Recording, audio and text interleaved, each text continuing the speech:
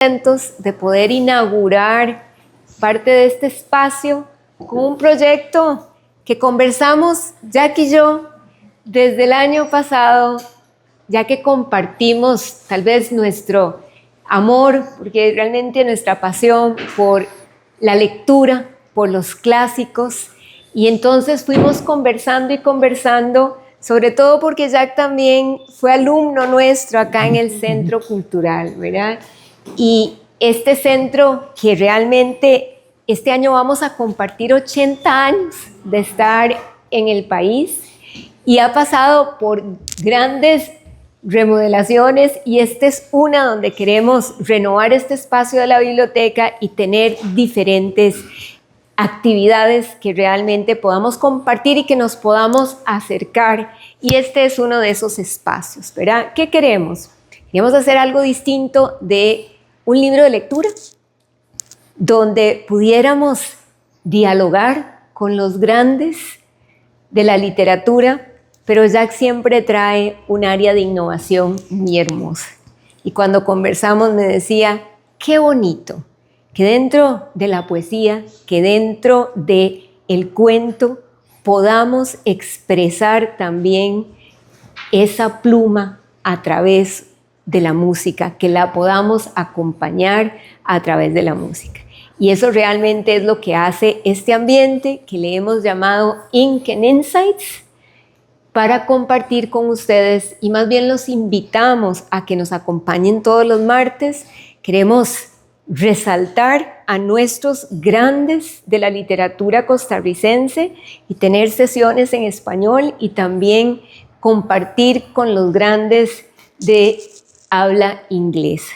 Y entonces haremos una combinación, como decimos nosotros, de Spanglish, pero sí que podamos compartir con ustedes y que nos acompañen todos los martes. Yo quiero darle ahora sí la bienvenida a Jack, que nos acompañe y que él nos deleite, y sobre todo que hay una parte lindísima no solo de Jack, de su piano como autor, como gran compositor, músico, sino que su storytelling es maravilloso. Yo disfruto tremendamente de poder sentarme y compartir y escucharlo con sus historias. Así que Jack, muchísimas gracias. Gracias a vos, Lili. Gracias, gracias.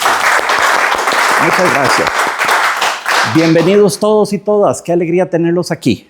Realmente, qué alegría. No siendo yo Keylor Navas, ni Maribel Guardia, ni Shakira, ni Bad Bunny, le expresé a Lili en algún momento mi miedo de que no llegara nadie.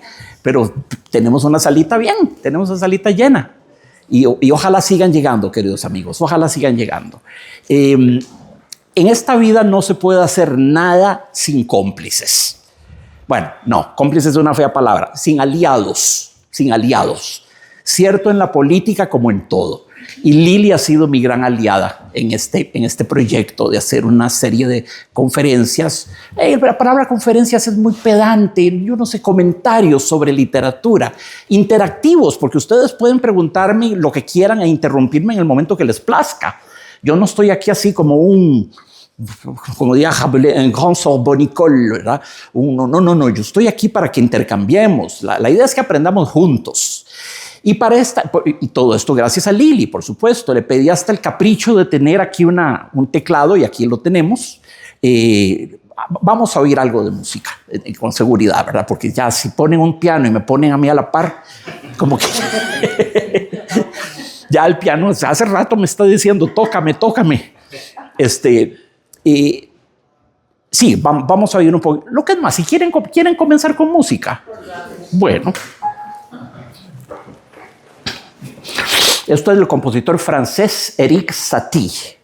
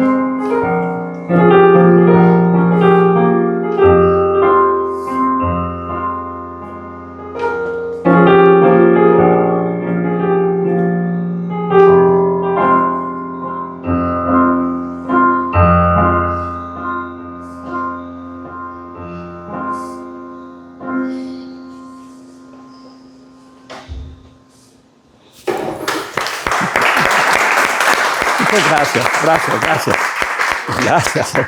Misteriosa pieza, ¿verdad? Misteriosa, enigmática, una pizquilla de algo como oriental. Se llama gnosiana. Nociena, no tiene nada que ver con nada. Satie le ponía nombres totalmente fantaisistas, totalmente caprichosos a sus piezas. Por ejemplo, se van a reír, morir de la risa, 3 preludios flácidos para un perro.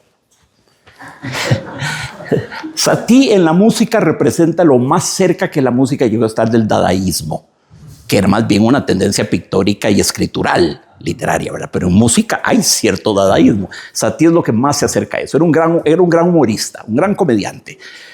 Otro se llama Embriones disecados. Cielo santo, cuán macabro. Y luego las indicaciones que ponía en la partitura, que nadie sigue. En este pasaje toque con la izquierda y meta la mano en la bolsa derecha para el pianista. Ahora invierta, toca con la derecha y mano en la... etcétera, etcétera. ¿Verdad? Este pasaje tiene que soñar como un ruiseñor con dolor de muelas. Este pasaje sílvelo. Entonces el pianista se supone que tiene que ponerse a silbar. No, nadie sigue esos consejos, nadie los sigue. Pero su música es muy linda, es poética. Él se ganaba la vida tocando en los cabarets de Montmartre, ¿verdad? Allá en la zona bohemia, el Montmartre de Toulouse-Lautrec, de Edgar Degas, de Amedeo Modigliani más bien, de todo eso que había allá en aquella, era el barrio de los poetas malditos y de los pintores y de todo aquello. Montmartre, en la colina donde está la Basílica del Sagrado Corazón, el Sacré-Cœur de Montmartre. Sí, y tocaba en los casinos, en los cabarets, no casinos, en los cabarets, en el Moulin Rouge tocaba en el otro que se llamaba Folie Bergère, en Le Lapin Agile, el conejo ágil, en Le Chat Noir, el gato negro, que Toulouse-Lautrec tiene un muy lindo afiche del gato negro, ¿verdad? Ahí tocaba Satie. Y música, detesto esta palabra, música de amenizaje. Él no se hacía oír de una manera solemne. La gente pedía tragos y comía y flirteaba y seducía y vivían tranquilos y él al fondo tocando música. Era un músico de ambiente, ¿verdad? Él decía, mi música es música de amueblamiento. Es como un mueble. Mi música no hay ni que poner, es como que hubiera una mesa con un florero. Eso es todo. Es música muy modesto, porque es más que eso, sin duda. Es más que eso, pero bueno, era impresionante. Al menos no mató a nadie. No. Que se sepa. No era tan maldito como eso. No. Parecido a Peter Han. No, el pibe tuvo una vida bastante más desastrosa que la de Eric Satie. Y lo quiero mucho al pibe, le tengo una grandísima admiración. Fui su amigo, grandísima admiración, pero fue bien desastroso, ¿verdad? No, Eric Satie era más sereno, ¿verdad? Siempre llegaba vestido con un traje negro, con un corbatincito, con un monóculo, con un sombrerito bombín, y la gente decía, pero ¿cómo es posible? Este señor no se cambia la ropa nunca, en todo el año, siempre anda con la misma ropa. Cuando murió se dieron cuenta que no, ese era el caso, que tenía 30 sacos todos iguales, idénticos, y que siempre vestía de negro de la misma idéntica manera, pero no era que no se bañara ni que no lavara la ropa, es que tenía 20 trajes iguales. Era muy divertido Eric Satie. Esa es una página de él que me gusta mucho. Bueno, bien que mal estamos en literatura. Vamos a entrar en literatura y después volvemos al piano, ¿de acuerdo? Quería hoy compartir con ustedes un cuento bellísimo de Carlos Salazar Herrera, de nuestro Carlos Salazar Herrera, que nació en 1906, murió en 1980, el año que yo entré a la U, vivió 73 años, no llegó a los 74, don Carlos Salazar Herrera. Fue un personaje formidable, era don Carlos Salazar Herrera. Era grabadista, era dibujante, era escultor, era periodista, era cuentista, era director fundador de la Radio Universidad de Costa Rica y el primer director que tuvo la Radio de Costa Rica en 1950, cuando la inauguraron. Era profesor de dibujo lineal y de perspectiva en la Facultad de Bellas Artes, de la cual fue profesor fundador y vicedecano, no llegó a decano, No era un hombre no era un burócrata, pero fue vicedecano de la Facultad de Bellas Artes. Era pintor, era ceramista, era escultor, era ebanista, tenía cosas muy lindas en madera. Y sobre todo, para la historia, es el autor inmortal de los cuentos de Angustias y Paisajes. Los cuentos de Angustias y Paisajes son de los cuentos más lindos para mí de la literatura universal. Yo a Carlos Salazar Herrera lo pongo entre los grandes cuentistas que ha dado la historia. Lo pongo al lado de Edgar Allan Poe, de Guy de Maupassant, de Anton Chekhov, de Julio Cortázar, de Horacio Quiroga, uruguayo, no argentino, era uruguayo, y Carlos Salazar Herrera. Para mí esos son los 5 o 6 cuentistas más excelsos. Y él está en ese grupo privilegiado, ¿verdad? Y tenía una expresión muy interesante. Él decía, las novelas, como son tan largas, cielo santo, La Guerra y la Paz tiene 1000 páginas y tiene 500 personajes. Y el que se llama Fiodor se llama Fedia y Fiodia y Fiodia y Fioridio y Fedorov y le cambia y el que se llama Mijail se llama Misha y Mitia y Miki y Miti, no sé qué, están usando siempre, ¿verdad?, nombres abreviados, entonces ya uno no sabe ni de quién están hablando. Esas son las novelas rusas, for you.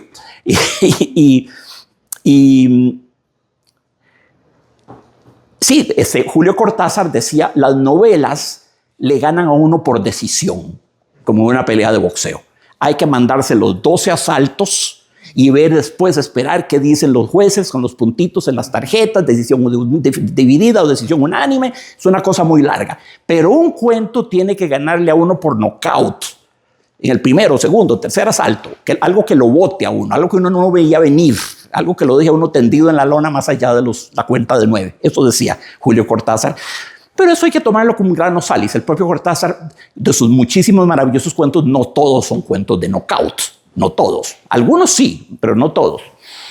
Bueno, don Carlos Salazar Herrera entonces nació en 1906, murió en 1980. Fue todo lo que dijimos. Él comenzó publicando en el Repertorio Americano y otras revistas. El Repertorio Americano es un fenómeno prodigioso del que puede honrarse Costa Rica.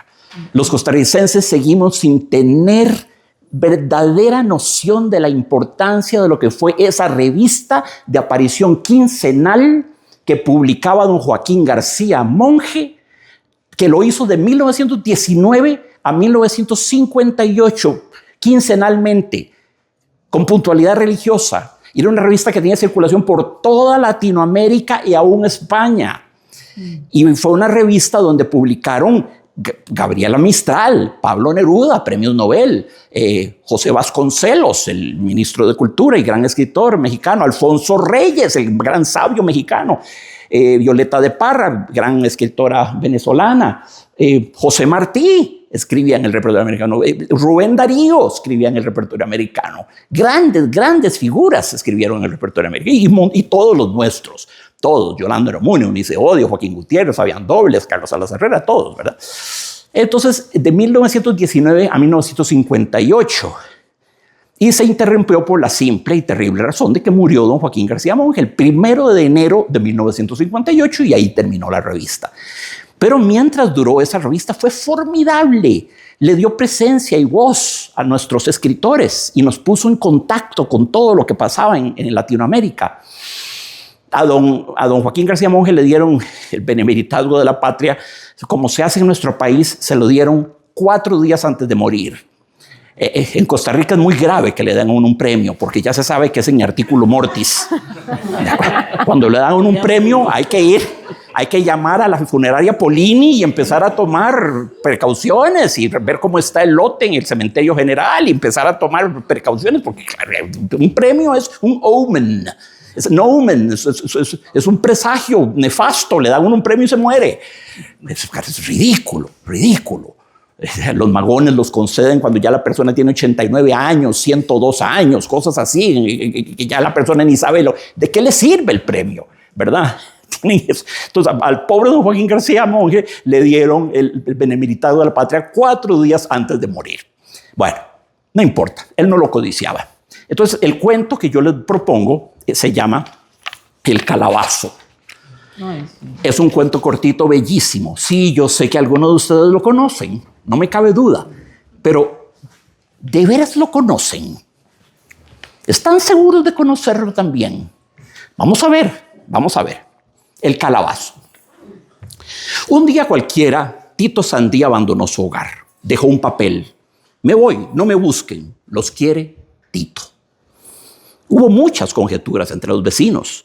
Qué extraño, un hombre tan bueno, tan trabajador, tan cariñoso con su familia. Otra mujer, imposible. Tito Sandí adora a su esposa y a su parejita de niños. ¿Qué pudo haber pasado? Zoila, la esposa de Tito, quedó abatida. No obstante, se hizo cargo con ingenio y diligencia de la administración de unas cuantas manzanas de tierra que dejó su marido, las cuales producían lo suficiente para vivir. Hecha de adobes, troncos y tejas, en el regazo de una colina estaba la casa cuya fachada daba al poniente. En los atardeceres de marzo, el sol veíase del tamaño de una rueda de carreta pintada con minio y llenaba la casa de armonías cromáticas, colores planos, audaces y cálidos como los cuadros del pobre Gauguin. Y el tiempo pasó, y pasó a grandes zancadas, dejando huellas permanentes en las cosas y en los sentimientos. Y desde que Tito se fue, 5 veces el verano derramó colores sobre la casa sin que se tuviese noticias del ausente, hasta que cierta calurosa tarde llamó a la casa de Zoila un hombre desconocido. Era un hombre tranquilo, algo viejo y algo enigmático. Parecía un santo de madera con todos los surcos de la gubia, una figura de caoba que hablaba despacio, muy despacio, en voz baja y con frases entrecortadas, separadas por silencios angustiosos. Buenas tardes. ¿Es usted la señora Zoila de Sandí? ¿Para servirle? Gracias, igualmente. Yo me llamo Juan José Zárate, amigo de su esposo Tito Sandí. ¿De veras? ¿Sabe usted dónde está él? Sí, señora. Pase adelante y se sienta, tenga la bondad. Gracias. Uf, qué calor está haciendo. Mucho, sí, señor. Todos tenemos penas en esta vida, ¿verdad? Sí, pero bueno, hay que tener paciencia. Así debe ser. Pero mientras haya salud, eso es lo principal. ¿Y qué tal están sus chiquitos? Muy bien, a Dios gracias. Se llaman Tito y Zoila, como ustedes, ¿verdad? Me lo dijo su esposo. Uf, qué calor. ¿Quiere un vaso de agua? No, señora, muchas gracias. Pero, ¿dónde está él? ¿Quién? Tito Sandí, mi marido. Ah, sí. Tito, pues quedó muy lejos, por donde llaman Curridabá. Se quedó allí se quedó.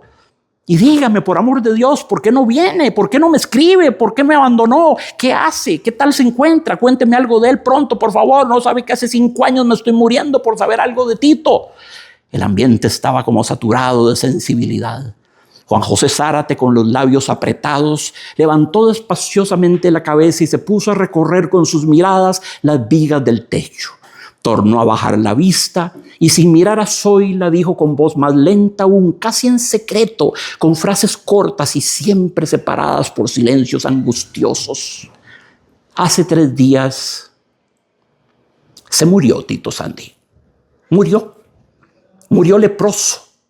Poco antes de morir me contó que cuando supo que estaba, pues así, abandonó la familia para no pegarle la enfermedad.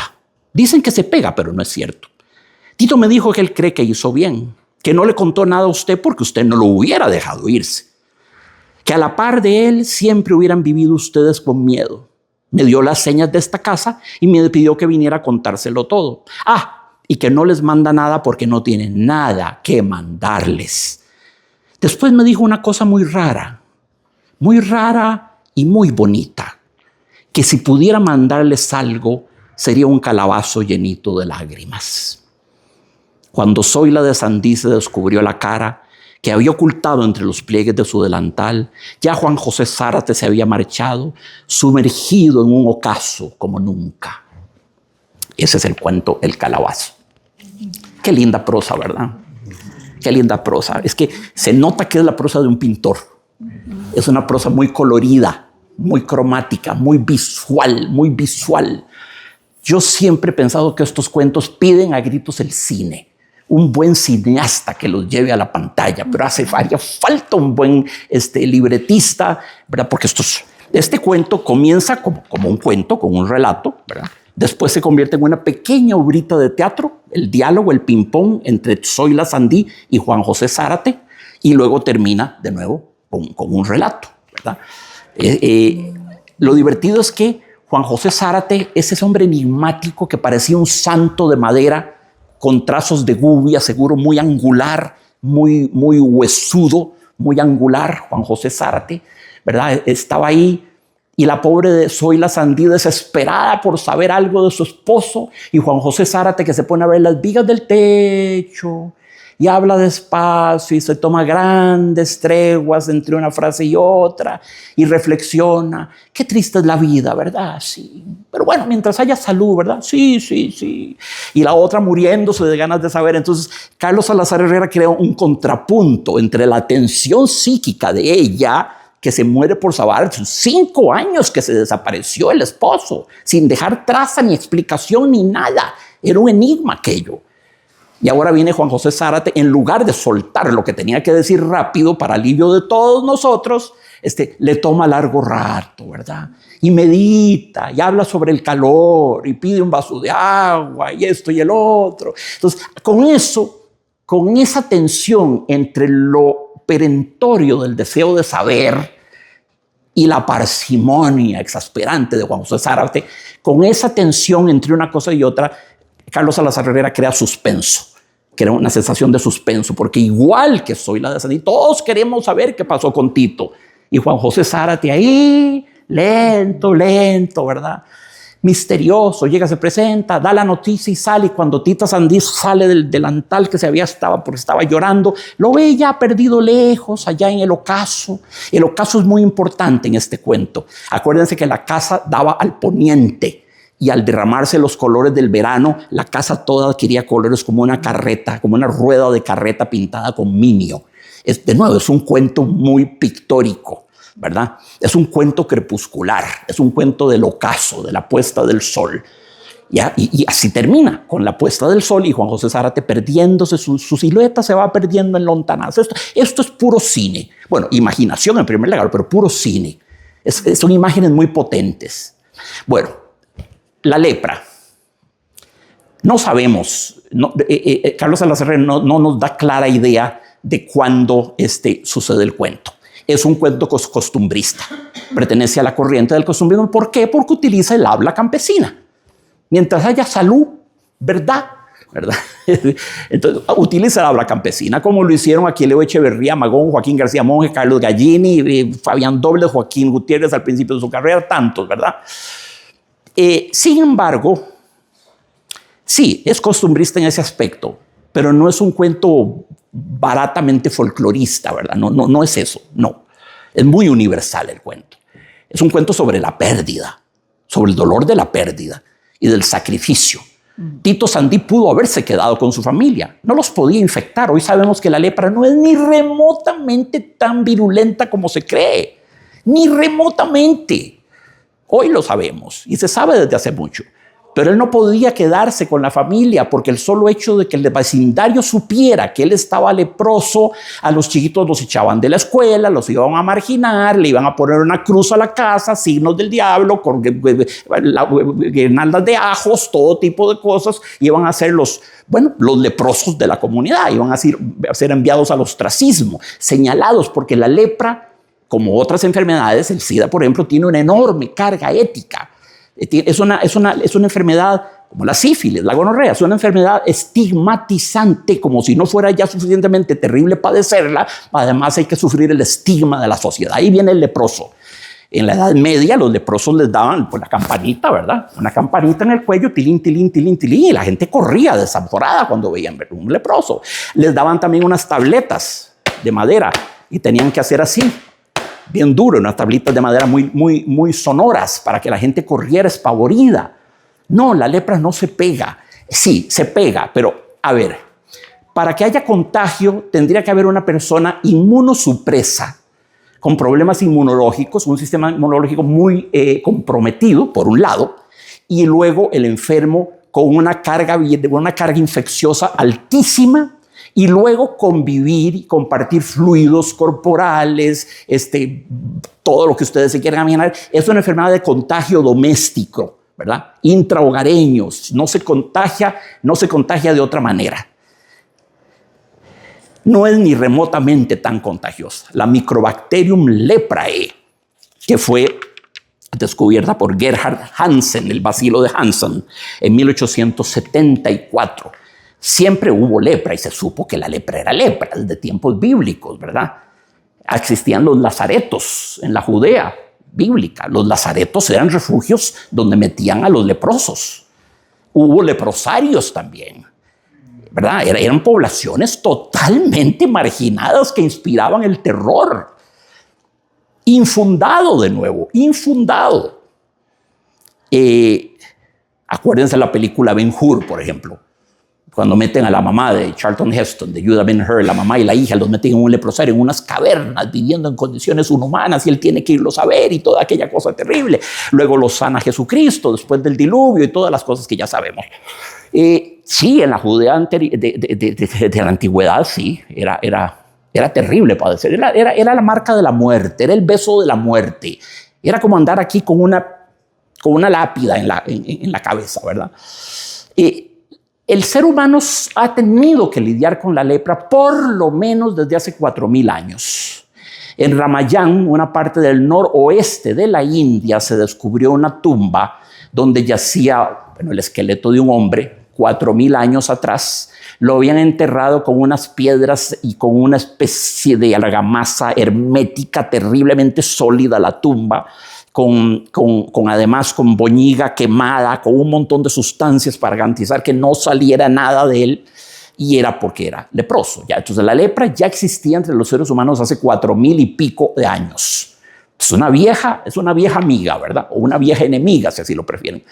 En Costa Rica, el primer caso de lepra, vean qué divertido, qué curioso, fue diagnosticado, fue una señora en 1794, antes de que Hansen aislara el bacilo de la lepra, ¿verdad? En 1794, una señora de San Rafael de Oramuno, en Cartago, se sabe que padeció de lepra. 1794. Y en Costa Rica hubo leprosarios.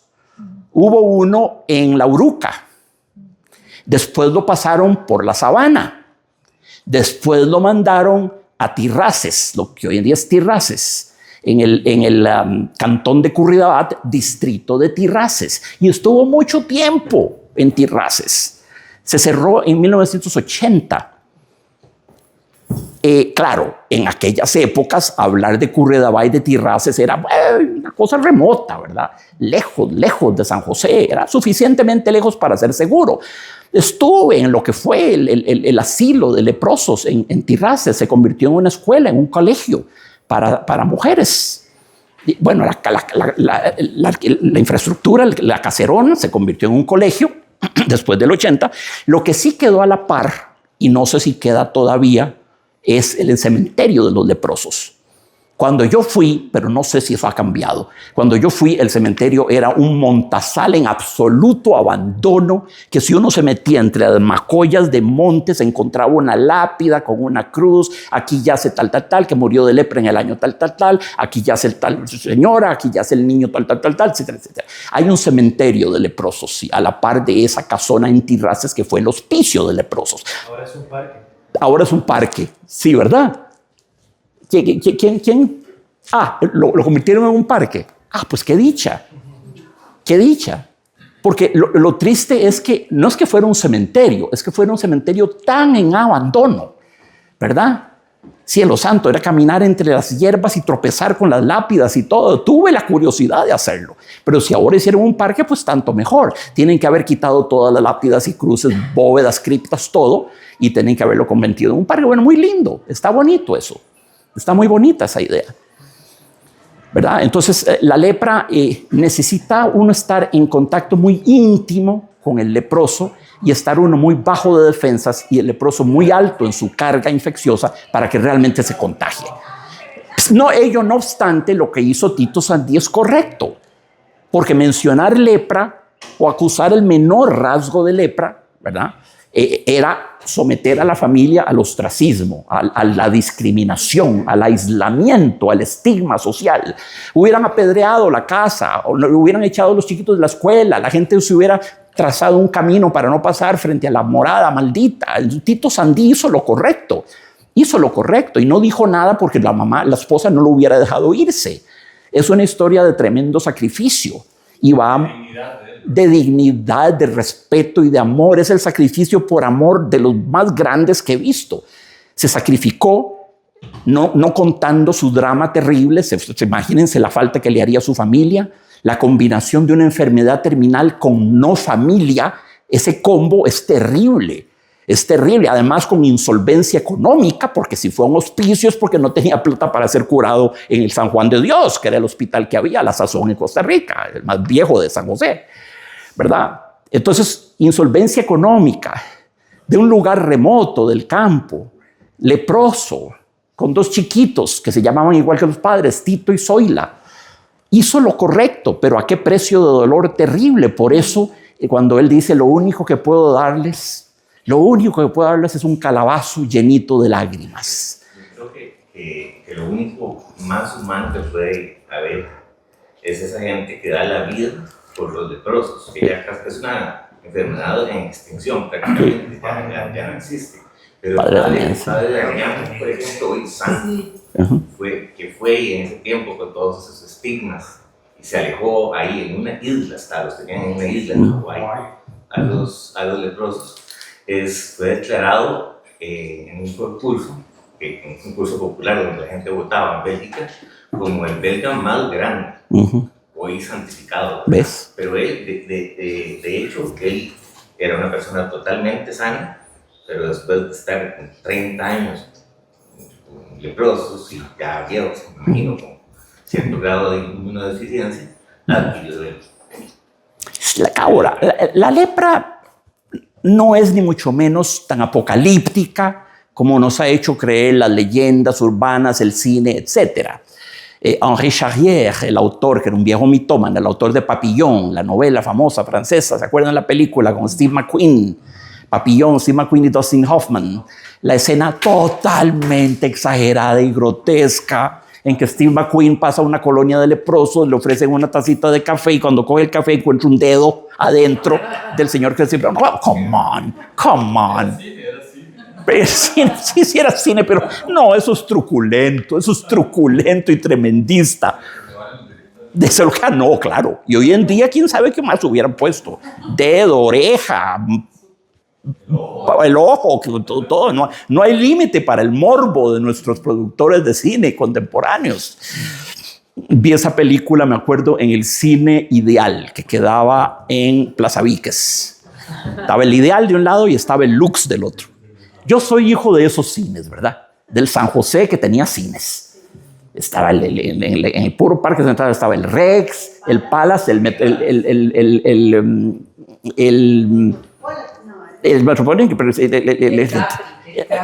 el Capri quedaba en la Avenida Central. El Variedades está todavía, el Variedades está porque es patrimonio, está protegido, está muy lindo, allá por donde era la antigua biblioteca, ¿verdad? Llegando hacia el Teatro Nacional, hacia la parte de atrás del Teatro Nacional. Sí. El Cine Aranjuez, en mi casa, a 150 metros de mi casa estaba el Cine Hispano, es que llamaba Cine Hispano, pero ahí vi yo la mitad de mis películas de infancia. Tenía la peculiaridad de que uno entraba y le quedaba la espalda, la pantalla quedaba la espalda, porque el cine estaba como sobre una cuestita, entonces uno entraba y le quedaba el cine a la espalda. Tenía uno que volverse, ¿verdad? Al revés de todos los cines, uno entra y le queda la espalda al frente. Sí, amigo. Ya, dijiste Plaza Víquez. Plaza Víquez estaba el Capri y el Lux. No, el nombre es González Víquez. Plaza González Víquez. Sí. Yo soy necio con eso. No, está bien, no te preocupes. Es una buena forma de necedad. Plaza González Víquez, sí. Lo sé porque mis abuelos eran de ahí. Vivían en una casa de alto. Ahí era la parte de la Plaza Víquez. La Plaza González Víquez. Entonces ahí estaba el Capri. Esa película la vi en el Capri. Era prohibida para menores y yo me colé. Como siempre lo hice. Mejor no cuento otras cosas que hice. Toda la serie Toda la serie de las Emanuel, que eran cine erótico, todas las vi con 16 años de edad. Todas, me metía todas sin tener cédula en el Lux. Y ya el que recibía los tiquetillos ya sabía que yo, pase compañero, no se preocupe, pase. Y ahí vi todas las películas de esa serie. Uno con 16 años ya tratando de hacer alguna maldad por algún lado, como siempre. Entonces, sí, en Plaza González Víquez quedaba el Capri y ahí vi Papillón en el Capri, me acuerdo por eso. Pero estaba el Roxy, estaba el Castro, el Adela, el Yadira, el Metropolitan, el Hilton que quedaba por la Plaza Bolio. El Moderno, el California, que quedaba en los altos de California. Estaba el Moderno, que quedaba del Parque Central hacia el sur. Estaba el Capitolio, que quedaba a la vuelta de la Clínica Bíblica. El Capitolio, a la vueltita de la Clínica Bíblica. El Center City en plena zona roja. El Center City era de mala muerte, compañero. El Center City, es que... Toda esa década de los 70, de los late 70s, cuando yo estaba en mis teenager, ¿verdad? Años, coincidieron con la cuasi pandémica proliferación de las sexy comedias italianas, que es un género que se acabó, ya no se hacen, pasaron de moda. Siempre estaba Gloria Guida o Edwidge Fenech, esas eran las dos. Sí, también las vi todas. Cielo santo, no van a volver, Lili. Van a creer que están hablando con un aberrado, con un depravado sexual. Eran películas malísimas. Yo iba como por el gusto de la transgresión, ¿verdad? Nunca me devolvieron, nunca me pidieron cédula. Bueno, ahí vi Papillón, para volver a nuestro tema. Entonces, sí, compañero. Perdón, es que hace rato quería decir que cuando ejecutaste Satí, y para nosotros es tan íntimo y tan de nuestra niñez, Salazar Herrera, hay muchas partes de Satí que parece que están ilustrando los cuentos de Salazar Herrera. Podría ser. ¿Verdad? Me gusta tu asociación. Una cosa misteriosa, Sí. como alegre, como pintoresca, Sí. pero a la vez que tiene ese suspenso sabroso que tiene... Que a ratos es descriptivo y a ratos es simplemente sensual. Sí. Pues lo que estoy diciendo, ¿no? Yo sé. Bueno, yo no planeé tocar la gnossiana, pero ahora que me topé con el piano me digo, bueno, voy a tocar. Uno toca en impulso lo que le sale. Y ahora que estás estableciendo la relación don Carlos Salazar Herrera, me parece que algo aquí adentro hizo clic y funcionó bien y estableció la relación. Porque sí, esta podría ser música para este texto. Yo le podría poner esa música. Manuel, la relación. Más bien era con la de Manuel. No, Ronnie, no. No, Redes. Yo me preguntaba, cuando vi la imagen, yo me preguntaba qué música, no sé si todos lo hicieron, ¿verdad? ¿Qué música ilustraría los cuentos? ¿Verdad? ¿Qué géneros musicales o qué áreas o qué tipo de música puede tener trasladar esa atmósfera tan rica de los cuentos de... Bueno, este cuento, que como dice en una frase el autor, la atmósfera parecía saturada de sensibilidad, ¿verdad? Tiene esa frase. Es un cuento de sentimiento, ¿verdad? De sentimiento, es grávido, es preñado de sentimiento y de emoción. Si yo tuviera que ponerle música a la esencia de este cuento, sería esta. Y no tanto a ti, sería esta.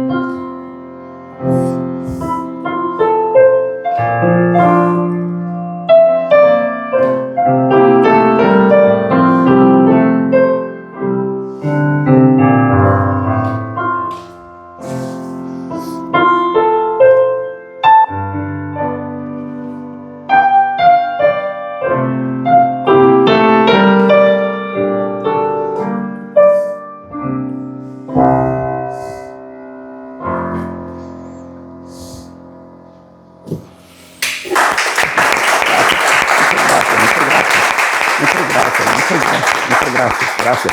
Esta es Schumann, el Traumerei, en sueño, muy sentimental, muy lleno de sentimiento y de emoción, y de una emoción contenida, ¿verdad? Aquí adentro. No es un estallido de emoción, es una emoción pudorosamente aquí adentro, ¿verdad?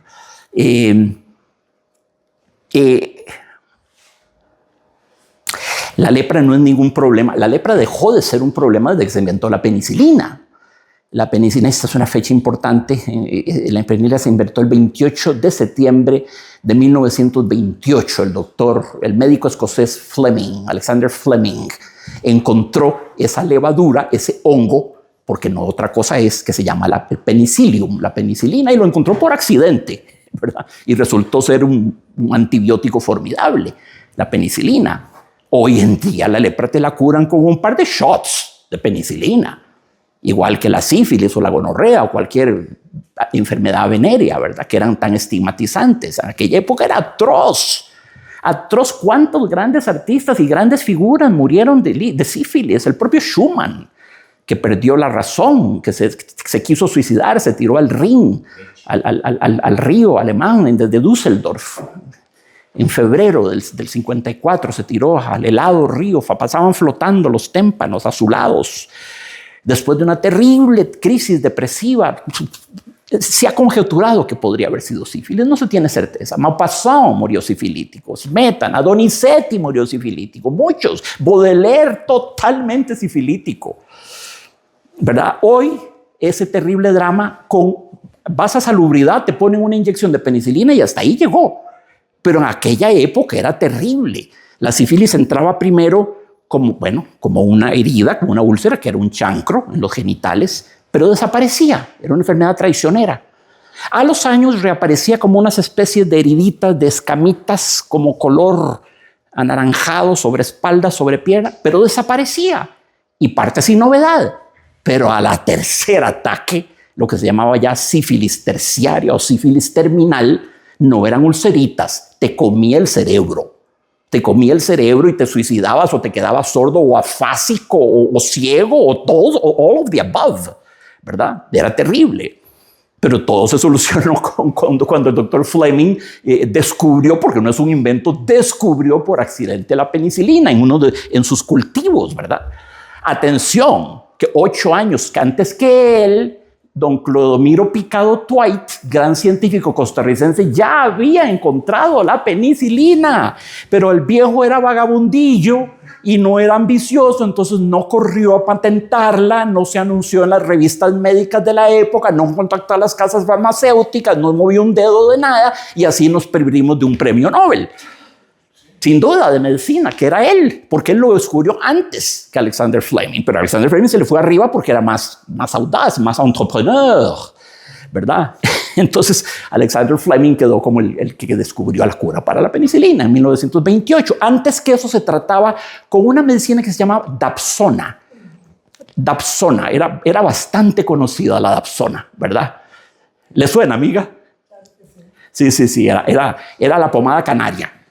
Se servía para la sífilis, para esto, para la lepra, para la tuberculosis, para todo. Bueno, la tuberculosis fue otra cosa que se curó con la penicilina, con los antibióticos. Es decir, Chopin, que murió tuberculoso a los 39 años, ya no habría tenido ningún problema hoy en día. Es muy interesante lo que está pasando con la medicina. El asunto con todas estas enfermedades, pienso yo, que sí, señora, estigmatizantes por la ignorancia momentánea. Ahorita igual ha pasado con el SIDA, sí, con la pandemia, con todo. La ignorancia momentánea hace que se tenga miedo, y el miedo es algo muy humano, ¿verdad? Eso se refleja también ahí en el cuerpo. Sí. Es un cuento del miedo, claro que sí. Nadie tuvo más miedo que el propio Tito, ¿verdad? Y de lo que podía hacerle a su familia. La medicina moderna es algo que ha revolucionado demasiado el mundo. Por ejemplo, en la antigüedad, como mucho vivías a los 30 años, y eso era, ay, ya llegó a ser viejísimo, porque la medicina moderna ha logrado hacer muchísimas cosas. Yo creo que el siguiente paso para que la medicina moderna pueda revolucionar aún más al mundo sería descubrir la cura para el cáncer, o por lo menos la causa, porque así sería más fácil encontrar la cura. Sí, demasiado. La tuberculosis y muchas enfermedades que mataron gente en el pasado, pero millones de personas hoy en día son algo que ya casi no se ve gracias a la medicina moderna y a los descubrimientos científicos. Tienes toda la razón.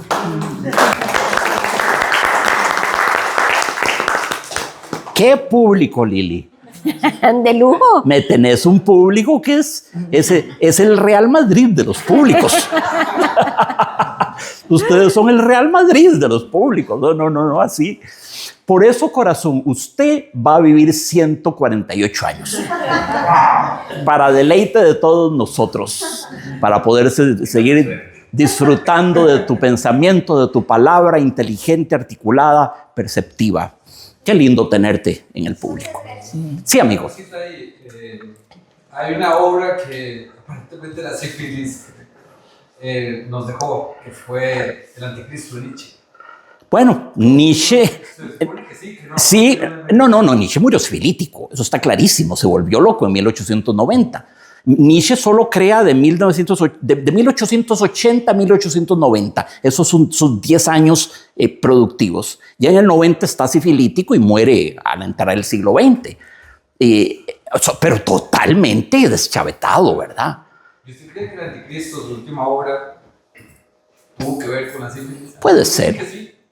Puede ser. Yo le tengo un inmenso respeto a Nietzsche. Gran filósofo, gran, pero otra víctima, ¿verdad? Tiene una famosa carta que se la escribe un amigo, Pietro. Es: caro amigo Pietro, ya soy Dios. Ahora sí soy Dios. La verdad, hubiera preferido seguir siendo un modesto profesor de filosofía en Basilea. Hubiera preferido, pero ¿qué me ha quedado? Ahora tengo que ser Dios. Sin duda, estoy viendo por la ventana y sin duda no se me puede reprochar la falta de creatividad. Veo unas colinas, montañas nevadas, campos, ríos, todo. Pensar que todo eso es obra mía. ¡Qué impresionante! Me siento tan bien.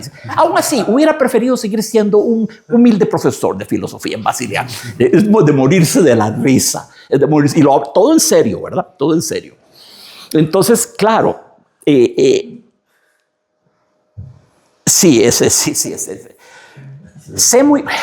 Esto de Lidia también, yo creo que con su propia teoría del superhombre. Sí. O sea, haberse hecho el hombre que hizo su fuente de valores totalmente aparte del mundo para poder persistir ese mundo.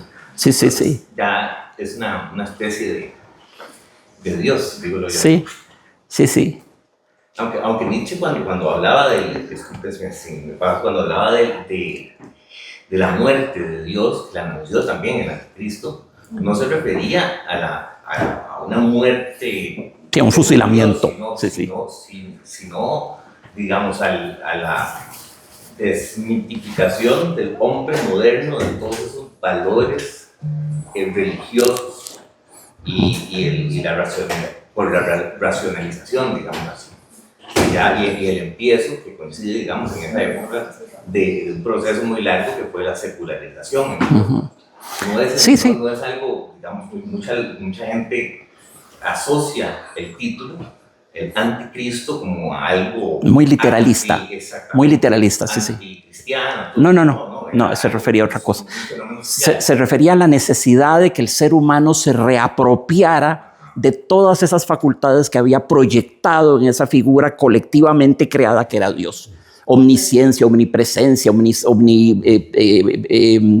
ubicuidad, omnipotencia, que el ser humano se reapropiara esas cosas, que Dios era una proyección hiperbólica de calidades humanas, todas hiperbolizadas, ¿verdad? Proyectadas en ese ser ideal, ficticio, mitológico, y que justamente había que matar a Dios en términos de que el ser humano tenía que endiosarse, tenía que reapropiarse de todas esas facultades. Formar otro sistema de... Sí, y ese nuevo ser humano sería el Übermensch, el superhombre, ¿verdad? Es la muerte del Dios allá, Sí. y no aquí. Sí, sí, sí, sí. Y más allá del bien y el mal. Sí, y más allá del bien y el mal. Sí, sí.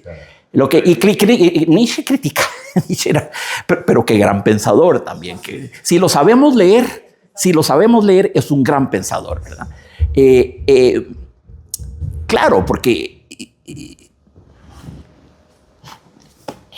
Nietzsche decía que el cristianismo era el platonismo de los pobres. Porque ya Platón habla de dos reinos, los reinos de las apariencias, lo que él llamaba la doxa, que mentían, y los reinos de las ideas puras que flotaban en el topos uranus, que eran reales, eternas, perfectas e inmóviles, e incorruptibles, ¿verdad? Esa era la verdad. Esto es pura apariencia. El otro es el episteme, la verdad. Ya ahí tenemos algo parecido al reino de los cielos versus el reino mundano, ¿verdad? El reino del pecado y de la concupiscencia y todo. Entonces Nietzsche decía que el cristianismo era el platonismo en versión para los pobres o para los tontos, por así decirlo.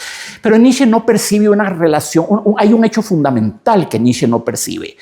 Platón no estableció ninguna manera, sistema, método, puente o corredor o tejido conectivo entre la doxa y el episteme, entre el mundo de las apariencias y el mundo de las ideas, de los arquetipos, ¿verdad? Eternos.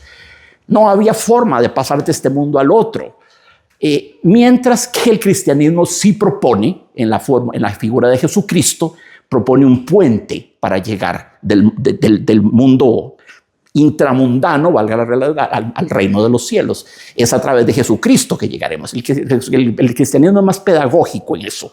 Nos da un medio, nos da una ruta, un sendero. Yo soy la luz y la sabiduría, quien nadie llega al Padre si no es por mí, etcétera, etcétera. Nos da un algoritmo, nos da un método, un puente, un tejido conectivo entre los dos mundos, y ese es Jesucristo, que es justamente un Dios humanizado y un humano endiosado. Es el verbo encarnado en ser humano, y como tal muy vulnerable, tanto que muere de cruz, muere crucificado de la manera más atroz del mundo, y era un Dios culturalmente condicionado, determinado, ¿verdad? Hablaba en arameo, no sabía que existía América, no conocía la teoría de la relatividad, no sabía nada del quantum, no conocía la imprenta, era un Dios muy determinado históricamente. Sí, amigo. Sí, nada más para apuntar aquí, esta idea del platonismo y del tiempo, también eso es cuántico, tiene que ver con San Agustín. En las 7 vías, él retoma el platonismo totalmente y lo dice abiertamente. Entonces, esta idea de que Nietzsche lo critica, se critica directamente a San Agustín. ¿Ya? Sí. Y Sí, es una sí. historia muy interesante, porque inclusive la teoría del tiempo, San Agustín, cuando le preguntan a San Agustín qué es el tiempo, San Agustín responde una cosa como: si no me lo preguntan, yo lo sé, Sí. pero cuando tengo que responder ya no. Sí, sí. Así va. Sí. O sea, lo que San Agustín decía, solo existe el presente, existe un presente del pasado que llamamos recuerdo, o tal vez nostalgia, o tal vez ira, o rencor, o muchas cosas. El pasado puede ser mucho. Es un presente del pasado, hay un presente del presente, que es la vivencia, esto, que estemos ahora hablándonos todos conectados en un máximo de comunión. Ese es el presente del presente, que es la vivencia, y hay un presente del futuro, que es la previsión, que puede ser ansiedad. Por principio es ansiedad, porque recuerden que la muerte nos va a prender en el futuro. Nadie se muere en el pasado, ¿verdad? La comarca de la muerte es el futuro. Ahí es donde nos espera. Ojalá que falte muchísimo, pero es ahí donde vive la muerte. Entonces, la previsión, el presente del futuro puede ser ansiedad, puede ser miedo, puede ser ilusión, puede ser muchas cosas, ¿verdad? Pero en esencia solo está el presente del pasado, el presente del presente y el presente del futuro. Eso es. Del pasado no se puede decir nada porque ya pasó, ya no es. No se puede predicar nada. Del futuro tampoco, porque aún no es. Solo se puede hablar del presente. Sí, San Agustín tenía una filosofía del tiempo muy bella. Sobre Y eso es el tejido que usted menciona. Sí. Él es quien logra conectar a Platón con la ¿Cierto? idea, y Sí. de ahí viene todo el cristianismo. Ya, Sí. esta idea- No, sí, hay un vínculo muy estrecho entre platonismo y cristianismo. Muy estrecho. Sí, amigo. No, ya volviendo al tema de don Carlos Salazar y del repertorio americano, ¿cómo hacía él para tener esos contactos y esas publicaciones? Estamos hablando de que me imagino que él no tenía patrocinadores en su revista o utilizaba la Universidad de Costa Rica. No, porque es muy anterior a la Universidad de Costa Rica. Sí. El repertorio americano comienza en 1919. Estaba la casa de estudios, ¿verdad? Pero no estaba en la universidad de 1940. Rodrigo Facio, ¿verdad? No, él tenía sus patrocinadores, claro. Era una Costa Rica donde había una oligarquía culta, una oligarquía ilustrada, ¿verdad? No eran un montón de cafres, siquiera tuvieron suficientes elementos de juicio para ver qué financiaban, ¿verdad? De modo que hubo gente que le colaboró, claro que sí. Claro que sí. No, Dios guarde, era una publicación muy cara. Muy cara. En una época no había redes sociales, no había internet. Yo te la paso hoy en la noche, el artículo, te lo mando, yo aprieto ahí, buscarlo en tu correo. Nada de eso, ¿verdad? Sí, mi querido Ronnie. Él tuvo alguna orientación política Don Joaquín García, sí. Y se vio influida. Sí, o su obra se vio influida por ella. Bueno, lo esencial de don Joaquín García Monge, ya aparte del repertorio americano como escritor, es El Moto. La novela El Moto, ¿verdad? Que es de 1900 justamente, y es el emblema del costumbrismo. El Moto es un muchacho de campo que muere al final, etcétera, etcétera, ¿verdad? Es una novelita corta, muy linda. Era un hombre muy culto. Muy culto. Ve con la gente con la que se codeaba, ¿verdad? Y a Costa Rica trajeron a Gabriela Mistral, y trajeron a José Martí, y trajeron a Rubén Darío. Había un grupo que se llamaba Grupo de Amigos del Arte, que traía gente muy eminente a dar conferencias. Gabriela Mistral estuvo en Costa Rica, dio 2 conferencias en el Teatro Nacional, a teatro que se reventaba. Llegó en el 31 de Panamá por barco, llegó a Limón, y de ahí pasó a Costa Rica y siguió por todo Centroamérica. Gabriela Mistral viajó muchísimo. Acuérdense que ella fue cónsul de Chile en Nueva York y ahí murió, de hecho. El asunto es que don Joaquín García Monge estuvo mucho tiempo en Chile. Sí. Y se codió ahí con grandes escritores latinoamericanos. Sí. Al estar ahí muchísimo tiempo, él hizo amistades con todas estas celebridades que le proporcionaban los escritos para su revista. Y como dice usted, el hecho de poder traer a todos esos pensadores y escritores nace precisamente del tiempo en que don Joaquín vive. Sí, ahí comienza todo. Y es en Chile, ¿verdad? Sí. Que fue un centro, digamos, cultural. Extraordinario. Extraordinario. Sí, extraordinario. Tiene usted toda la razón, amiga. Alguien debería escribir un libro, no se ha hecho, un libro. Algún día alguien debería escribir un libro de investigación sobre el nexo profundo de consanguinidad entre los intelectuales costarricenses y los chilenos. Porque en Chile se formó todo el mundo. Joaquín Gutiérrez era íntimo amigo de Pablo Neruda, vivió allá un montón de años. Carlos Gallini vivió allá, Joaquín García Monge, Yolanda Oreamono estuvo allá, Eunice Odio, casi que todos nuestros grandes intelectuales pasaron largas temporadas en Chile y se nutrieron allá mucho. Había una proximidad cultural muy grande de Chile y de Costa Rica en esa época. Muy bien observado, amiga. Muy bien. Alguien tiene que hacer esa investigación. No se ha hecho, ¿verdad? Sobre una pregunta con respecto al cuento. ¿Cuál es el título del cuento? El calabazo. El calabazo. Calabaza no es una palabra que forma parte de nuestra lengua actualmente. O sea, sí lo decimos, sabemos que es calabaza, pero nadie dice calabaza. Ayote. No, Eso se conoce. es algo Sí. de Estados Unidos. calabaza. ¿Cómo es que, Es una jícara. ¿Cómo es que en ese entonces esa palabra él la usa como si fuese algo que se usa? O sea, ¿cuál es Lo que la me... atención, la situación cultural de la palabra? No, el término calabaza es muy usado en Guanacaste, por ejemplo. Sí, compañero, sí. Lo que en Estados Unidos lo que tenemos es el pumpkin, la calabaza. Este es un calabazo, no es exactamente lo mismo. Sí, señora. Voy a hacer una acotación. Yo soy colombiana. Calabaza es el ayote y calabazo es el totumo. Ok. Donde hacen vasijas. No sé cómo le dicen acá el tutu. La jícara. El calabazo es de una jícara y fue muy usado por el campesino para llevar el agua a su jornal. Entonces se refiere a un pedazo de artesanía, más bien. Bueno, sí, una artesanía natural, nada más que la procesa. Ok. Pero el asunto está que el calabazo transportaba agua. Claro. Y ahí entonces es un recipiente líquido y por eso él lo llenaría de sus lágrimas para dejarse. Bien, muchas gracias. Sí. El árbol de la jícara. Sí. Pero la cáscara del vegetal era usada como una urna, como una botella, como un recipiente, un receptáculo de agua. Lo tapaban con un pedazo de olote. Ok, bueno. En lo del elote. Eso me llama la atención que se llamaba calabazo.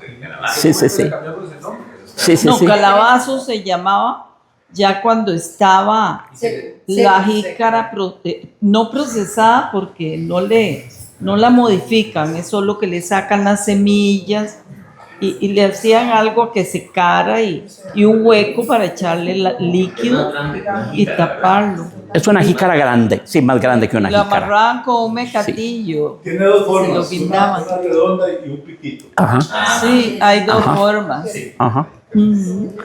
Sí, es decir, sí, señora, ¿alguien había levantado la manita? Que quería comentarnos. Gracias. No, yo quería decir eso, que el calabazo tiene una forma característica y uno lo ve en anticuarios, museos y demás. Es como un bulbo con otra forma arriba, se pone tapón.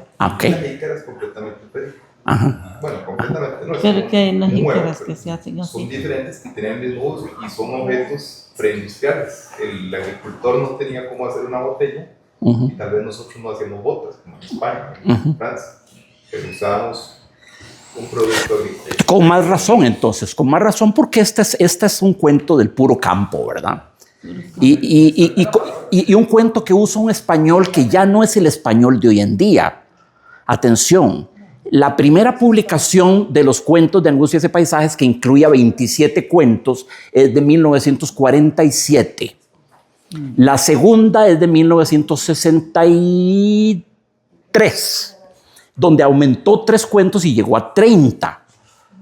¿Verdad? Entonces hay una publicación del 47, hay una publicación del 63, un año antes de que a don Carlos Salazar Herrera le dieran el Magón. A ese sí se lo dieron con suficiente tiempo, se lo dieron en el 64 y murió en el 80, no se lo dieron en artículo mortis, ¿verdad?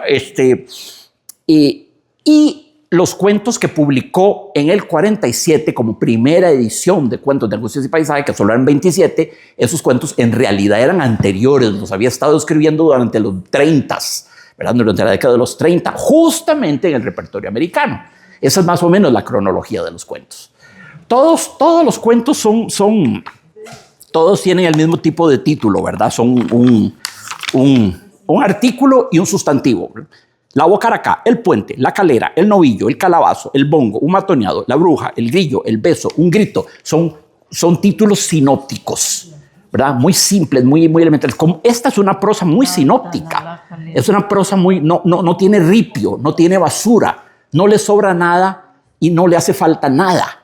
Por eso es perfecto. Don Carlos Salazar Herrera tenía la costumbre de leer en voz alta sus cuentos, a grandes voces, caminando en el segundo piso de su casa, a tal punto que los vecinos se quejaron, porque hacía mucha bulla. Él leía en voz alta, y claro que lo hacía. Es una prosa muy poética, ¿verdad? Entonces, para escribir bien no solo hace falta que se lea bien, hace falta que se oiga bien, que suene bien a los oídos. Sí, en caso de un poeta, sin duda. El poema está hecho para ser leído, para ser visto, en la medida en que un poema es un gráfico, es un dibujo, ¿verdad? Las estrofas, la longitud de los versos, si están a mitad de la página, el espacio entre un verso y otro, etcétera, etcétera. Un poema es un dibujo, ¿verdad? Entonces, un poema está para ser leído, oído y visto, ¿verdad? La prosa, pues, no, pero sí tiene que ser. Es evidente que hay detrás de esta prosa hay un muy buen músico, hay una muy buena oreja de músico, ¿verdad? Y un ritmo dramático. Tiene un ritmo Claro, dramático. sin duda, hay un crescendo. Hay un crescendo. El punto culminante es cuando ya por fin, después de hacer toda esa small talk, qué calor hace, ¿verdad? Sí, pero hay que tener paciencia. ¿Y cómo están los chiquitos? Y, ¿quiero un vaso de...? Sí, muchas gracias. Pero qué calor está haciendo, qué rica está esta agua. Small talk y nosotros muriéndonos de ansiedad de saber qué pasó con Tito Sandí, ¿verdad? La culminación es en el pequeño monólogo de Juan José Zárate, perdón, donde dice, hace 3 días se murió Tito Sandí. Murió leproso. Poco antes de morir me contó que cuando supo que estaba, pues, así, abandonó la familia para no pegarle la enfermedad. Dicen que se pega, pero no es cierto. Tito me dijo que él cree que hizo bien, que no le contó nada a usted porque usted no la hubiera dejado irse, que a la par de él siempre hubieran vivido ustedes con miedo. Me dio las señas de esta casa y me pidió que viniera a contárselo todo. Y que no les manda nada porque no tiene nada que mandarles. Después le dijo una cosa muy rara y muy bonita. Vean cómo el autor prepara la gran revelación, el knockout de que hablaba Cortázar, el punchline. Es de Hitchcock, es como Hitchcock. Puro Hitchcock, sí, puro Hitchcock, sí, puro Hitchcock. Después me dijo una cosa muy rara y muy bonita. Ahí el autor, todo el mundo aguza los oídos, que una cosa muy rara y muy bonita, que si pudiera mandarles algo, sería un calabazo llenito de lágrimas. Qué linda frase, qué lindo esto, cielo santo. Yo chiquillo lloraba con esto. Momentito, ya voy, Ronito. Hablando de Hitchcock, una anécdota de Hitchcock. Hitchcock siempre estuvo casado con la misma esposa, como con Patricia Hitchcock.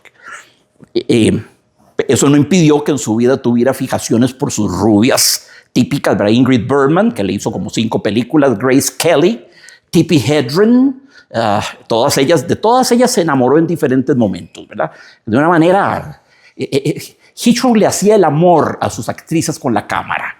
Eso está clarísimo, cielo santo. Todos sabemos que Hitchcock era el maestro del suspenso y esto y el otro y lo más allá.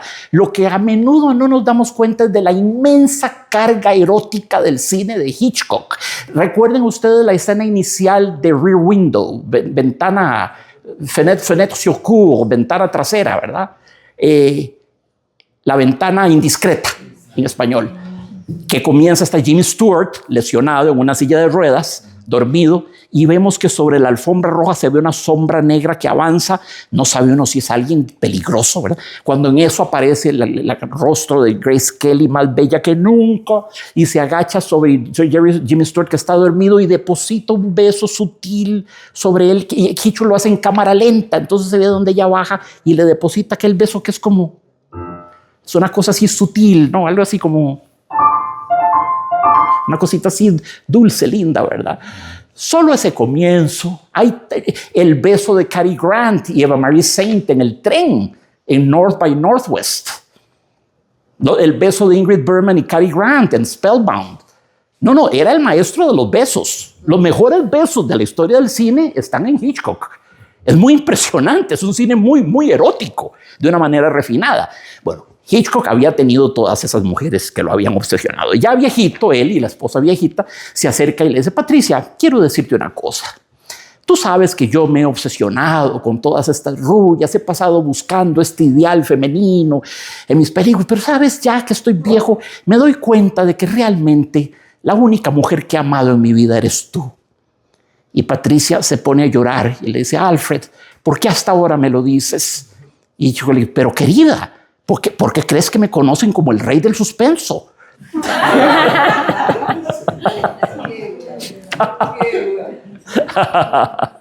Entonces, bueno, aquí sí, aquí hay Ya. Sí, amiguita. Quisiera, no sé, hacer un análisis. Estoy pensando en los 3 días que tenía Tito Sandí de muerto. Tal vez haciendo una analogía con Flaubert. 3 días de muerto, 3 personas que dejó solas.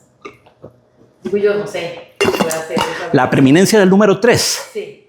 Bueno, como decía Borges, el 3 es el número privilegiado en las fábulas, en los mitos, en las leyendas. Los 3 cochinitos, ¿verdad? Y el lobo. Todo es 3. La espada, el espejo y la espada, cuento de Borges, son 3 también. Los 3 mosqueteros. Los 3 reyes magos, cierto. Los 3 caballeros. Pues sí, los 3 chiflados. Sí, se vale. Otra cosa que me llama la atención puede ser que Carlos Salazar Herrera quisiera decirlo de esta manera, de una manera, no sé, sutil, que eran una familia muy unida, porque los niños se llaman igual que ellos. Sí. Porque no le puso otro nombre a los hijos, sino repitió los nombres de ellos dos, Sí. como para hacer una unión ahí. Claro. Pienso. Claro. Sí. Claro. Y porque al tercer día resucitó también. Bien pensado, porque pónganse ustedes en el lugar de Zoila. Zoila, con esa revelación de Juan José Zárate, Zoila recobra a su esposo, recupera a su esposo aquí adentro. Está muerto y quedó allá en Tirraces a 500 kilómetros o lo que fuese, pero lo recupera. Se da cuenta que no lo dejó por otra mujer, que no lo dejó porque se hizo alcohólico, que no lo dejó por irresponsable, por vagabundo, que no lo dejó porque tenía una tremenda estafa y lo perseguía la policía y se tenía que ir a esconder debajo de los caños. Se da cuenta de que la dejó como un acto supremo de amor y de sacrificio. Entonces, claro, entonces para Zoila esta noticia es inmensamente importante. Con esta noticia ya Zoila va a poder seguir viviendo el resto de su vida amando a su esposo, en la devoción a su esposo, llena de gratitud por su esposo. No va a quedar amargura, ni incertidumbre, ni duda, ni rencor. Va a quedar amor y gratitud. Entonces ella recobra, en cierto modo, es cierto, Tito Sandí resucita, es cierto. En el corazón de Zoila resucita al tercer día. Reaparece. Que le recupere y también llenar un calabozo con lágrimas es el tiempo, entonces le fue significativo. Claro. Sí. Estuvieron separados, pero estaban... Como siempre, el agua como metáfora del tiempo, ¿verdad? El río que corre, las gotas de lluvia, las mareas, el océano, el agua, lo fluido, es muy buena metáfora del tiempo, porque el tiempo se va como el agua. Uno no puede retener el aquí y el ahora. Es como echar agua en un cesto de mimbre. ¿Qué pasa? Toda se sale. O agarrar arena con las manos. Toda se escurre entre los dedos, ¿verdad? Entonces, una vez más, también el agua, bajo forma de lágrimas, tiene mucho que ver aquí. Y hay un párrafo misterioso ahí también, que nadie sabe qué se hizo, si se fue con otra mujer, si se fue del país. Ahí en la lectura hay un párrafo que Sí, son una serie de hipótesis, pero Zoila las va descartando, ¿verdad? Qué extraño, un hombre tan bueno, tan trabajador, tan cariñoso con su familia. Otra mujer, imposible. Tito Sandí adora a su esposa y a su parejita de niños. ¿Qué pudo haber pasado? Eliminamos las hipótesis que no son plausibles, ¿verdad? Desde el puro principio. Ahora, limpia. Sí, limpia. Sí. Entonces, sí, Zoila Sandí recibe la terrible noticia de que su esposo se murió. No lo va a volver a ver nunca más. Es lo propio de la muerte. Pero la muerte te deja una herida, pero es una herida sana. Es una herida que no se va a gangrenar, que no va a generar purulencia, infección y te va a terminar comiendo vivo.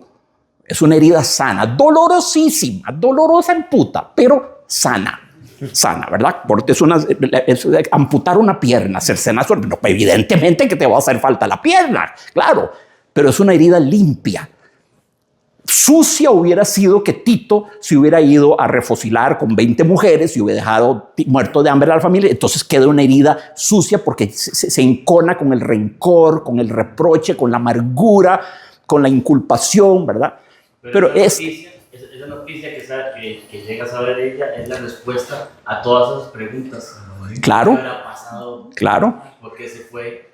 ¿Verdad? Coincide con lo que ella pensaba. Sí, le confirma. la bonita idea que tenía ella del esposo. Doña Carlos Salazar se me ocurre ahora, tal vez era cristiano, católico, porque hay mucha referencia, lepra, 3 días, a ese juicio. No lo sé, fíjate, no lo sé. Don Carlos Salazar Herrera cortejó persistentemente a mi abuelita paterna. Sí. Que vivía en Plaza González Víquez. Para complacer al amigo. ¿Ah? Bueno, me pongo a pensar esos extraños caminos de la sangre y del destino. Pude haber sido su nieto, pero no hubiera sido yo. No tiene caso ni preguntarse porque hubiera sido otra persona altogether. Entonces, ni para qué. No, sí pudo haber sido, pero en ese caso no sería Jacques Sagot. ¿Quién sabe qué sería? No sería pianista ni escritor. Tal vez sería futbolista, tal vez sería centrodelantero del Real Madrid, no lo sé. O medallista olímpico, no sé, ¿verdad? Pero hubiera sido otra cosa. Ustedes saben que la lepra, por desgracia, no está tan eliminada como está. Al día de hoy hay 2.3 millones de personas en el planeta que padecen lepra. 2.3 millones. Y los países más afectados son Malasia, la India y, qué triste, Brasil. Mi amado Brasil. Esos 3 países son los que tienen más población de lepra. En Costa Rica la lepra fue declarada inexistente. Sin embargo, yo me topé a un paciente con lepra una vez en el Hospital México.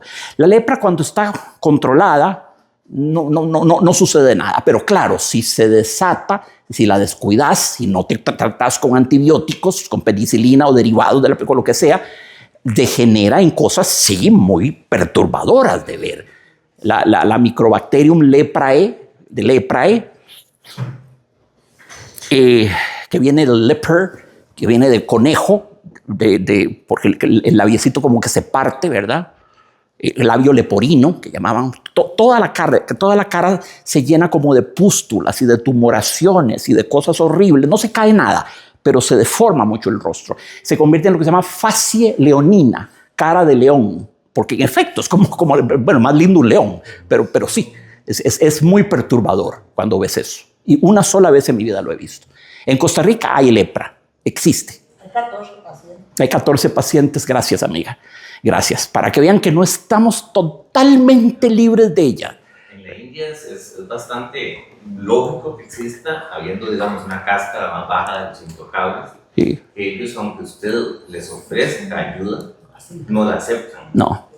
O sea, ellos nacieron predestinados a su condición, que usted les puede dar dinero, ayuda, y ellos no lo van a aceptar. Sí. Entonces, o sea, si alguien no acepta un avance médico, está en absoluta pobreza, y además no estamos hablando de un país de 5 millones como acá, estamos hablando del país más poblado del mundo, sí, ya más que la China, ¿verdad? Sí. Entonces, las posibilidades de que se sigan desarrollando una enfermedad como esa en la India, sí, son bastante grandes, sí, una población tan grande. Sí, lo triste es que para todo esto hay cura desde 1928, ya hace casi un siglo que existe la penicilina, y todavía hay gente que no tiene acceso a ella. En Costa Rica, yo hablando con un amigo médico que trabajó, digamos, en una zona rural muy lejana, decía que la gente con enfermedades venéreas, con esposa y todo, ¿verdad? Llegaban cuando ya eran imágenes terribles. Sí. En Costa Rica, sí. Siglo, sí. No, la lepra es una enfermedad eminentemente curable al día de hoy, pero claro, no nos podemos descuidar. No, descuidados hasta un trivial resfrío nos mata, ¿verdad? Evidentemente, hay que tomarse la penicilina y hay que estar en tratamiento y darle seguimiento a la enfermedad, claro que sí. 14 personas en Costa Rica, bueno, amiga, eso es mucho, eso es mucho. Porque esas 14 personas salieron a raíz del cierre, sí, del leprosario, por decirlo, sí, así, ¿verdad? Sí. Y han ido, vean lo que es la ignorancia, se quisieron llevar a sus respectivas familias y muchas familias los rechazaron. Sí, eso se vio. Ya estando, desde luego, no contagiosas, ya estando, digamos, que se consideran leprosos, pero ya controlados, no de manera en transmisión, ¿verdad?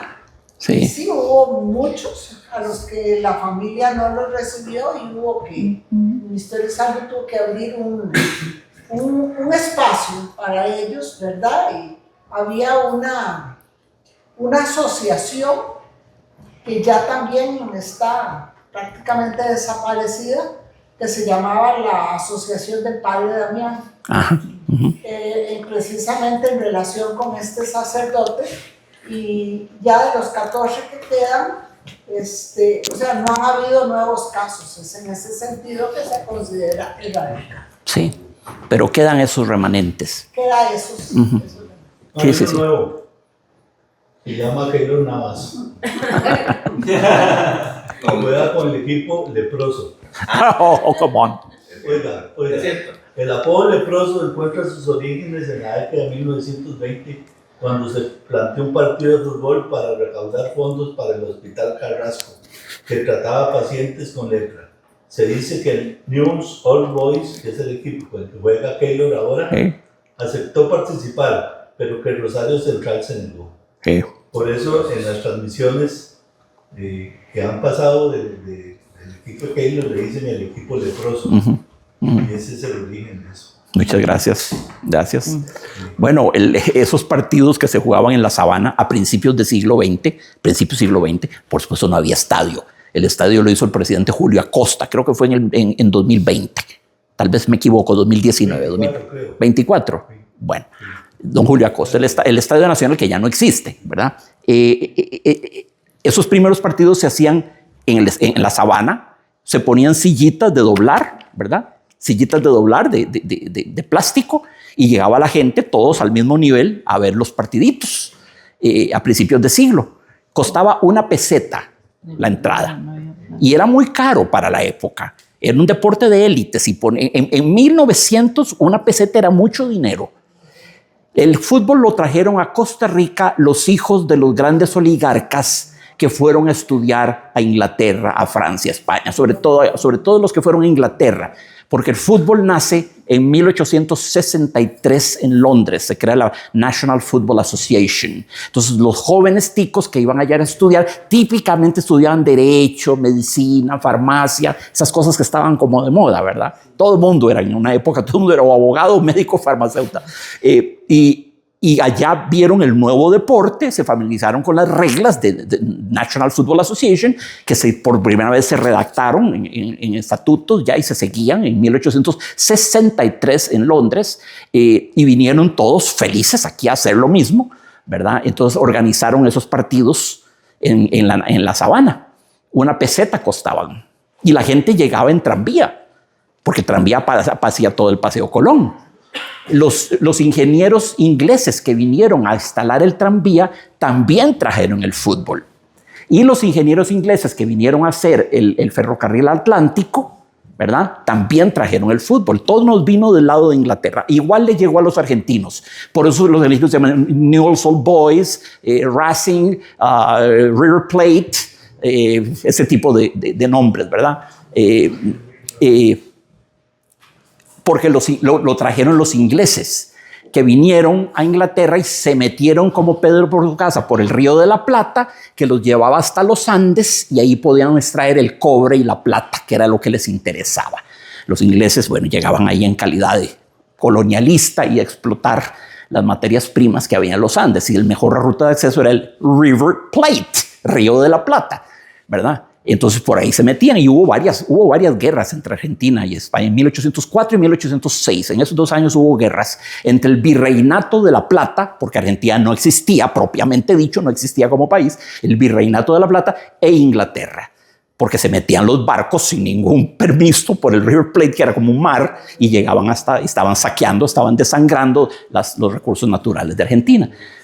Entonces, cuando la gente dice que la rivalidad entre Argentina e Inglaterra se debe a la mano de Dios de Maradona, no, es mucho anterior. Es mucho anterior. Ese zipizape viene desde 1804 y 1806. Es muy lejano en el tiempo. No se quieren. Es terrible aquello, ¿verdad? Cada vez que hay partido hay viejos expulsados, peleados, golpeados, escupidos, cosas terribles, ¿verdad? Y lo de las Malvinas. Lo de las Malvinas fue una comedia. Una grotesca y lamentable comedia que tuvo la gran ventaja de que se trajo abajo a la clase militar, ¿verdad? Porque las Malvinas, la guerra de las Malvinas la inventaron los militares. Los militares entraron a Argentina en 1976, cuando defenestran a la viuda de Juan Domingo Perón, ¿verdad? La quitan y entra Videla, y luego Viola y Galtieri y Nicolaides, y ahí están hasta 1982. Del 76 al 82 hubo varias dictaduras militares que practicaron la tortura, el secuestro, los desaparecidos, los fusilamientos, los juicios sumarios, todas esas cosas horrorosas, ¿verdad?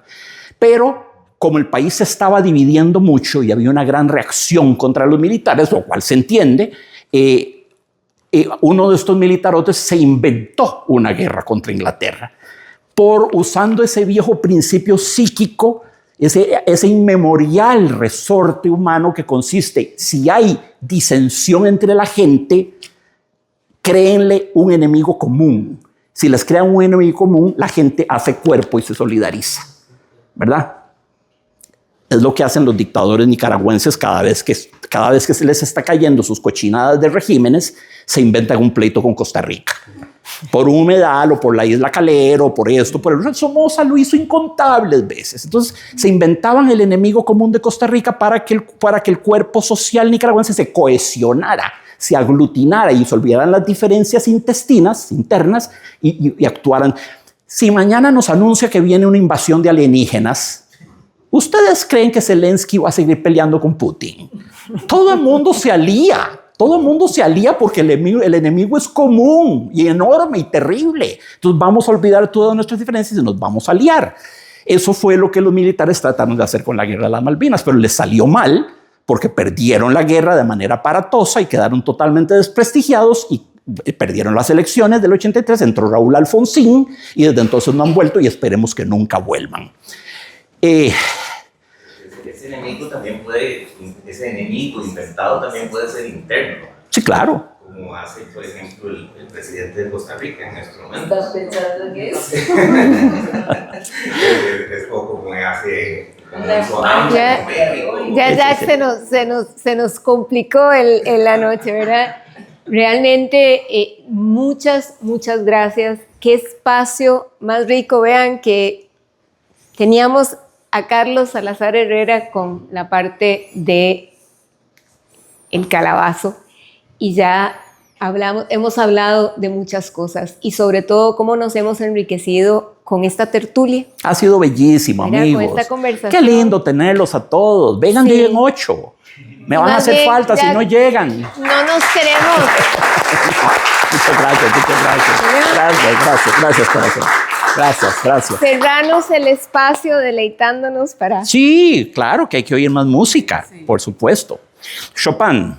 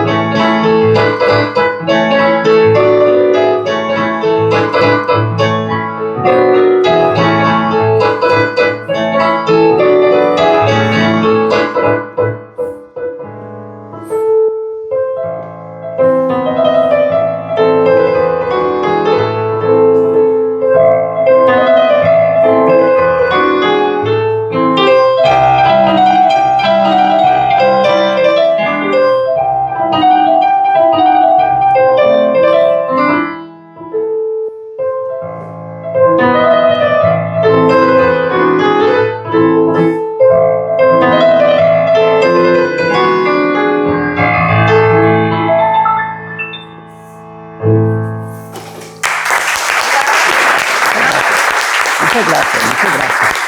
Gracias, gracias. Los espero de hoy en 8, queridos amigos. Ven que tenemos Y a la amiguita también, muy tenemos a importante Edgar que Allan llegue. Poe para el próximo martes, así que más suspenso y más que compartir. Sea esta casa su casa, sean bienvenidos y ha sido un gusto que nos hayan acompañado.